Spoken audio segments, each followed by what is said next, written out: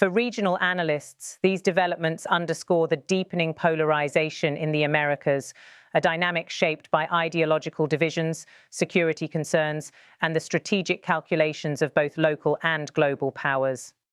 As one Caracas-based political analyst noted, the treaty between Venezuela and Russia is not merely a bilateral accord.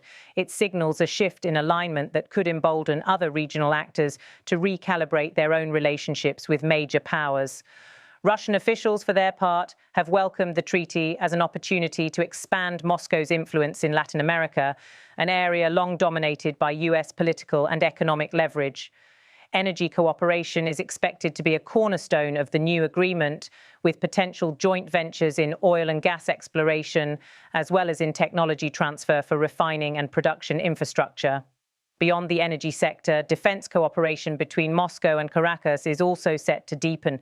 Venezuela already operates Russian-made fighter jets and air defense systems, and military experts suggest that the new treaty could pave the way for the delivery of additional equipment, joint training programs, and possibly new forms of logistical support.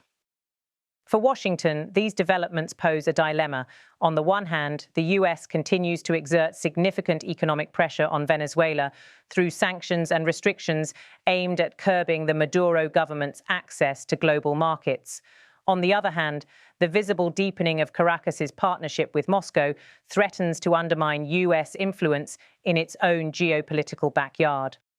The stakes are particularly high given the ongoing humanitarian crisis in Venezuela, where years of economic mismanagement, political instability, and international sanctions have contributed to widespread poverty and one of the largest migration waves in Latin American history. For ordinary Venezuelans, the headlines about new treaties and military maneuvers may seem distant compared to the daily challenges of securing food, medicine, and reliable public services.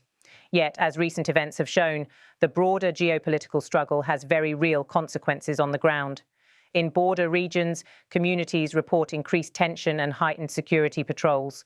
Fishermen along the Caribbean coast have voiced concerns about the recent US naval operations, saying the expanded patrols and stricter maritime controls have disrupted their livelihoods. Civil society groups within Venezuela have also expressed apprehension over the government's hints about a potential state of emergency, warning that such measures could be used to suppress dissent or restrict fundamental freedoms under the pretext of defending national sovereignty.